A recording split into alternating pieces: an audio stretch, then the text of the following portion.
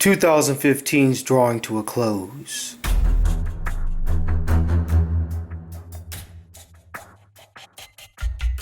But a new foe has arisen, and before the year's end, I must face this ultimate foe.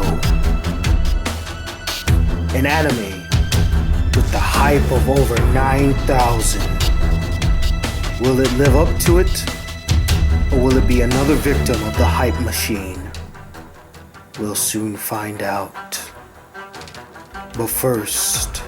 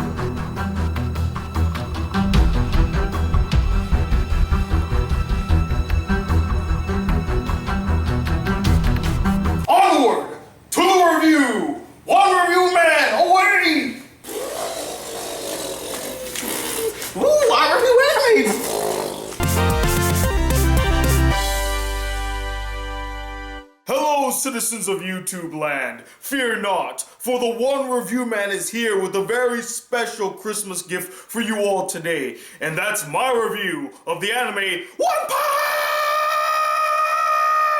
Man! Now, One Punch Man is a very simple anime that follows Saitama, a really overpowered superhero who, as the title suggests, defeats all of his enemies with just one punch, which really saddens him because it's not much of a challenge to him no more, and it just follows his daily life as he encounters weird enemies and allies alike. Now, this anime, without question, is the most talked about anime of 2015. You can't go on the internet without seeing a post about One Punch Man, seeing reviews about One Punch Man, seeing GIFs from One Punch Man, hearing people praise One Punch Man. Hell, it got so big that it actually landed in the #1 spot for the top rated TV shows on IMDb. That's how big it got. It's no longer #1 in case you were curious. Not only that, but this anime was also one of the most highly requested animes for me to watch and review this year. And so I decided that on Christmas Day, not only would I shave my head off for you guys for this review, rest in peace Afro, you treated me well, but I also would give you the review you all have been asking for. And so I finally finished One Punch Man, and all I have to say is I enjoyed it. It is a really fun, over-the-top anime. First off, of course, we gotta talk about the animation. It's great. It's intense, it's fast-paced, it's fluid, it's kind of rough and coarse in some places, but it looks fantastic. Madhouse, just stop.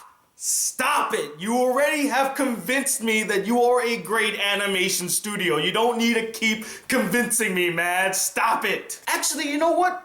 Ignore that last statement, because if this is the type of animation we'll be getting from your studio for years to come, I want more, because the animation is excellent. And where, pray tell, does the animation truly excel at? Why, all the slow moments where the characters are just standing, sitting, or talking to each other. Nah, I'm just kidding. It obviously stands out during its many action sequences. And funny enough, the action in this anime reminds me a whole lot of the action styles seen in Gurren Lagann and Kill la Kill. It's very fast-paced, energetic, weirdly drawn characters from weird angles, and they're just moving so fast that sometimes it's really hard to see, but it's just really energetic and it sucks you into the action. Though the real question is, does the action keep you captivated and engaged till the very end?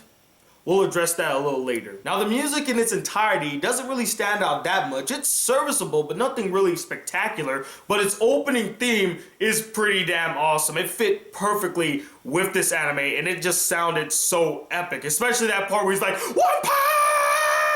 Power with the power. Definitely a song you can listen to while working out at the gym. It gets you pumped up. There's also quite a few funny moments, mostly in the first half of the anime, that had me laughing out loud. That's exactly what I wanted to see in a parody anime such as this. The funniest ones being Saitama's reactions to everything. Being that he's an overpowered superhero, nothing truly phases him. He's either really bored or really irritated by certain situations that he ends up in. One of the most memorable ones is this one character is giving Saitama his backstory, and it's a really drawn out backstory, which is typical in shonen action animes. Characters give their backstories and they take like 2 episodes to do it. And he's sitting there listening to this guy's backstory, and he gets so irritated to the point where he's just like, either condense it into 20 words or less, or don't say it at all. Finally, a character addressed one of the biggest issues I have with shonen action animes. Just get to the freaking point already. You know, if you really think about it, it's also kind of a critique on a Black Critic Guy review. And since I brought up Saitama, let's talk about the last thing I really liked about this anime. The characters. Most were enjoyable and they really fit well with this anime. Of course, Saitama is my favorite character in the anime. I mean, come on.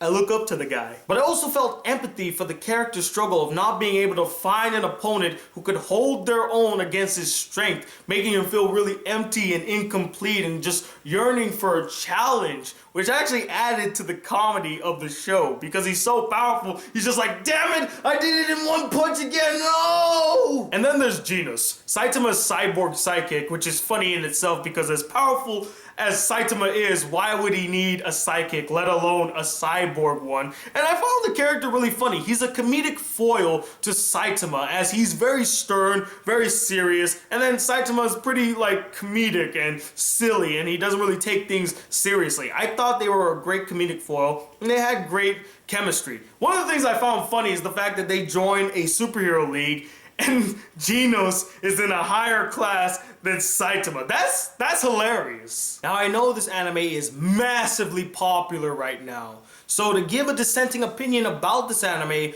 will definitely lead to some backlash here and there. But as I said to you guys before, I will always be 100% honest with my opinions about an anime, regardless of the backlash I'll get. Hell, look at my Akame ga Kill review. I still stand by that review and I still got a lot of backlash for it. But that's just who I am. That's my character. I don't care about the backlash. I care about being honest with not only you guys, but with myself. So you're either going to really agree with me, or you're going to hear my points and not really agree with me, or you're going to be like, this guy is the worst reviewer. How dare he hate One Punch Man? This is one of the greatest animes of all time. Unsubscribe, I dislike, all that stuff.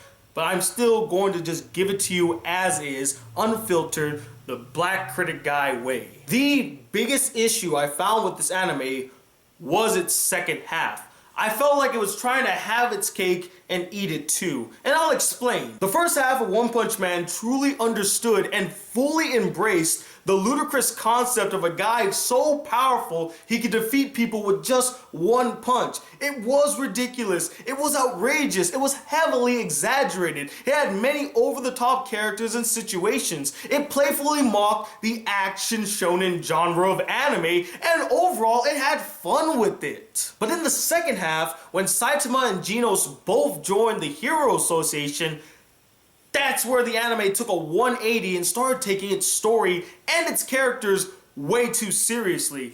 And I was sitting there watching these episodes, scratching my head, wondering, why did they make this decision? The anime was working so well as a ridiculous, over-the-top anime that was parodying the action genre of anime. Why then would they become the very thing that they were playfully mocking? It just didn't make sense. Now, I am not saying that the second half of this anime is bad or didn't offer anything interesting. That's quite the opposite. There were actually a couple great moments in the second half of the anime that really touched upon the meaning of being a hero and all that good stuff.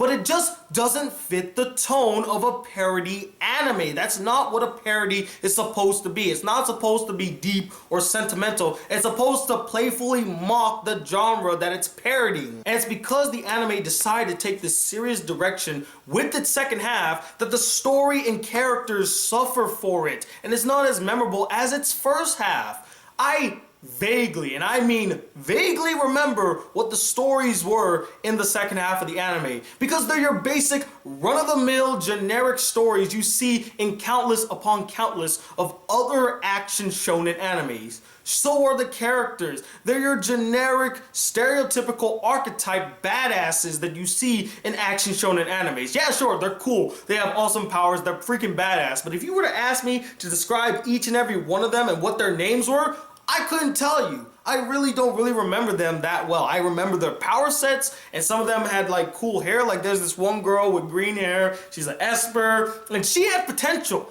I liked the character, and I thought she was gonna interact with Saitama a little bit more. They have maybe 1 or 2 interactions in the entire anime, and I'm like, wow, what a waste. It would have been so interesting to see this character interact with Saitama. That would have been comedic gold. But instead, they push her to the sidelines and they just show her off her powers to make her look badass. I get it, these characters are badass, but let's make them fun. Let's make them interesting. Let's make them a bit wacky. Make it something more entertaining that would fit a parody anime. Now, there was actually one character in the second half of the anime that did stand out to me because he was ridiculous and over the top. He definitely fit into this anime, and it was this guy called Pretty Prisoner. He went to jail because he has a thing for handsome guys. See, that's funny. That works. And when he shows up, I'm like, yes, that's exactly the type of character that needs to be in this anime. But he doesn't really show up that much. He shows up maybe once or twice in the anime, and then that's it. They rather focus on the serious characters, the ones that are really tough and have the big muscles and yeah, we're badass. But the problem is they come off as stoic. They're not interesting. And speaking of characters with wasted potential, the final villain of the anime, he's completely lackluster. He's not a threat whatsoever, and I barely remember a damn thing about him. That's how forgettable he was. I mean, he's powerful, he's strong, he looks cool, but I mean, other than that, doesn't really stand out. I was hoping they were gonna give us a cool, badass villain that could stand toe-to-toe with Saitama, but it ends the way you think it's going to end. I mean, it's really no surprise, but I was just looking for something more enticing, more stimulating, and that's not what this villain was. He was boring. And honestly, the last real issue I had with this anime was that it does get repetitive as the series goes on. The characters fight a villain, he's too overpowered, in comes One Punch Man, well bam, everything's settled, the end. Move on to the next episode. That is almost every single episode in this anime, and I know that's sort of the point of the anime, but they could have switched it up a bit, maybe have some of the other heroes be the heroes, be in the spotlight, defeat the villain, instead of having One Punch Man save the day. And if you think about it, it kind of follows the Dragon Ball Z formula. You know, you have the low tier heroes, they fight the villain, they weaken him a little bit, but he's still really strong. Then the mid-tier heroes come in, but they can't beat him either. And then comes Goku, the savior of us all, and he beats and defeats the villain finally. And Saitama is basically Goku in this series. Just a little variety wouldn't hurt. But overall, even though this anime does have many faults with it, as my good friend Ben Tuttle told me, it's a mindless anime. As long as you shut your brain off and just enjoy the ride, you'll have fun with the anime. And I agree with that statement. It is a mindless anime. It's supposed to be over the top and fun, and I did enjoy it for what it's worth. And that's why I'm gonna give the anime a 3.5 out of 5 stars. I did find it to be an enjoyable anime. But anyway, what did you guys think of this anime? Did you really like it? Did you enjoy it? Do you think it's the greatest anime ever made? Or did you find it really boring, way overhyped, and you just couldn't get into it? And let me know, who is the most overpowered character in anime besides Saitama? He no longer can be a part of that list because he is truly the definition of an overpowered character. Comment below, let me know. I want to personally thank my roommate Mateo for helping me film the opening sequence that you saw at the beginning of this video. Thank you so much, Matt. I love you. And stay tuned because you got a shit ton of videos coming your way, guys. I have an anime review I must do before year's end, a couple movie reviews, a live chat to do, which will probably be on December 29th or 30th, depending on how I feel, and 5 top 10 lists, all starting on Sunday, December 27th at 5 p.m. Eastern Standard Time. So stay tuned for all those. And as always, if you'd like to see more videos on this channel and be a part of the Black Critic crew, please hit that subscribe button below, like this video if you really enjoyed it, and I'm 21 II, the one review man known as the Black Critic Guy. Till then, Merry Christmas and peace, YouTube. One pie!